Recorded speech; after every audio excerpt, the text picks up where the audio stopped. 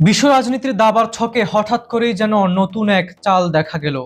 বহুদিনের উত্তেজনা, পাল্টাপাল্টি হুমকি আর সংঘাতের পর ইরান ও আমেরিকার মধ্যে যে নতুন সমঝোতার কথা সামনে এসেছে, সেটিকে অনেকে সাধারণ যুদ্ধবিরতি হিসেবে দেখলেও বিশ্লেষকদের একটি অংশ একে আরো বড় কিছু হিসেবে ব্যাখ্যা করছে। তাদের দাবি, এটি কেবল সংঘাত থামানোর চুক্তি নয়, বরং ক্ষমতার সমীকরণ বদলে যাওয়ার এক প্রতীক। বিশেষ করে এমন অভিযোগ উঠেছে যে এই সমঝোতার মাধ্যমে মার্কিন প্রেসিডেন্ট ডোনাল্ড ট্রাম্প এমন কিছু ছাড় দিতে বাধ্য হয়েছেন যা দীর্ঘমেয়াদে ওয়াশিংটনের কৌশলগত অবস্থানকে দুর্বল করতে পারে। চুক্তির সবচেয়ে আলোচিত অংশ হলো মাত্র 60 দিনের সাময়িক শান্তি এবং হরমুজ প্রণালী আবার সচল করার বিনিময়ে ইরান বিশাল অর্থনৈতিক ও রাজনৈতিক সুবিধা আদায় করে নিয়েছে বলে দাবি করা হচ্ছে। মধ্যপ্রাচ্যের এই গুরুত্বপূর্ণ জলপথ দীর্ঘদিন ধরে বৈশ্বিক জ্বালানি বাজারের কেন্দ্র হিসেবে বিবেচিত।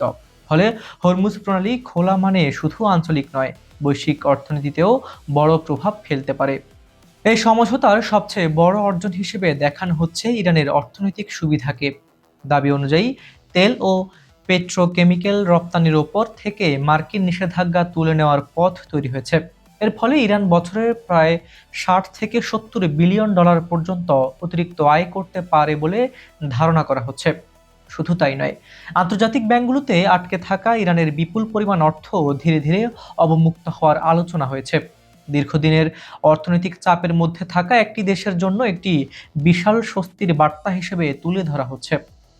আরো বড় দাবি এসেছে পুনর্গঠনের তহবিল নিয়ে। বলা হচ্ছে, ইরানের অর্থনীতি পুনর্গঠনের জন্য প্রায় 300 বিলিয়ন ডলারের একটি বৈশ্বিক তহবিল গঠনে মার্কিন প্রশাসন সহযোগিতা করার প্রতিশ্রুতি দিয়েছে। যদি এমন উদ্যোগ বাস্তবায়ন হয়, তাহলে তা মধ্যপ্রাচ্যের অর্থনৈতিক বাস্তবতায় বড় পরিবর্তন আনতে পারে।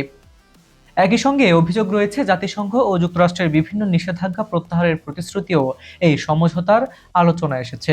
তবে এখানেই সবচেয়ে বড় বিতর্ক, কারণ সমালোচকদের দাবি, এত বড় ছাড়ের পরও ইরানের পারমাণবিক কর্মসূচিতে দৃশ্যমান কোনো পরিবর্তন আসেনি। প্রতিবেদনে বলা হয়েছে, ইরান তাদের পারমাণবিক সক্ষমতা আগের মতোই বজায় রেখেছে। শুধু তাই নয়, তেহরান স্পষ্ট অবস্থান নিয়েছে যে ক্ষেপণাস্ত্র কর্মসূচি কিংবা সমৃদ্ধ ইউরেনিয়াম নিয়ে কোনো নতুন আলোচনা তারা করবে না। ফলে প্রশ্ন উঠছে, যদি মূল নিরাপত্তা ইস্যুগুলোতে অগ্রগতি না হয়, তাহলে এত বড় অর্থনৈতিক সুবিধার বিনিময়ে আসলে কি অর্জন করলো ওয়াশিংটন? সমালোচনার আরেকটি দিক হলো জবাবদিহিতার বিষয়টি। বিভিন্ন মাধ্যমের দাবি অনুযায়ী সন্ত্রাসবাদ কিংবা মানবাধিকার লঙ্ঘনের মতো স্পর্শকাতর বিষয়গুলোতেও ইরানের উপর নতুন কোনো বাধ্যবাধকতা আরোপ করা হয়নি। অর্থাৎ অর্থনৈতিক সুবিধা পাওয়া গেলেও রাজনৈতিক ও নিরাপত্তাগত শর্তগুলো তুলনামূলকভাবে দুর্বল থেকে গেছে, এমন অভিযোগ সামনে এসেছে। এই ঘটনার আরেকটি বড় আলোচনার জায়গা হলো ক্ষমতার ভারসাম্যের পরিবর্তন। দীর্ঘদিন ধরে আন্তর্জাতিক রাজনীতিতে ধারণা ছিল, যার সামরিক শক্তি বেশি শেষ পর্যন্ত সিদ্ধান্ত তার পক্ষে যাবে। কিন্তু সাম্প্রতিক এই সংঘাতকে উদাহরণ হিসেবে দেখিয়ে বলা হচ্ছে, সেই পুরনো সমীকরণ এখন বদলাচ্ছে। আধুনিক বিশ্বে শুধু শক্তি নয়, কৌশল, অর্থনীতি, আঞ্চলিক অবস্থান এবং আন্তর্জাতিক সমর্থন সমান গুরুত্বপূর্ণ হয়ে উঠছে। বিভিন্ন বিশ্লেষণে আরও দাবি করা হয়েছে, ইরান তুলনামূলকভাবে দুর্বল অবস্থান থেকেও কৌশলী পদক্ষেপের মাধ্যমে যুক্তরাষ্ট্র ও ইসরায়েলের লক্ষ্য ভেস্তে দিতে সক্ষম হয়েছে। আত্মসমর্পণের পথে না গিয়ে তারা প্রতিরোধ গড়ে তোলে, পাল্টা আঘাতের সক্ষমতা প্রদর্শন করে এবং আলোচনার টেবিলে নিজেদের অবস্থান শক্ত করে। এর ফলে সামরিক চাপ রাজনৈতিক ফলাফল এনে দিতে পারেনি, এমন ব্যাখ্যাও দেওয়া হচ্ছে। বিভিন্ন প্রতিবেদনে ইরানের কয়েকটি মূল কৌশলের কথা উল্লেখ করা হয়েছে। প্রথমত, হরমুজ প্রণালী বন্ধের হুমকি, যা বৈশ্বিক জ্বালানি বাজারে সরাসরি চাপ তৈরি করতে পারে। দ্বিতীয়ত, মার্কিন স্থাপনাগুলোকে লক্ষ্য করে শক্ত প্রতিক্রিয়া বার্তা। তৃতীয়ত, মিত্র সশস্ত্র সংগঠনগুলোকে সক্রিয় রাখা।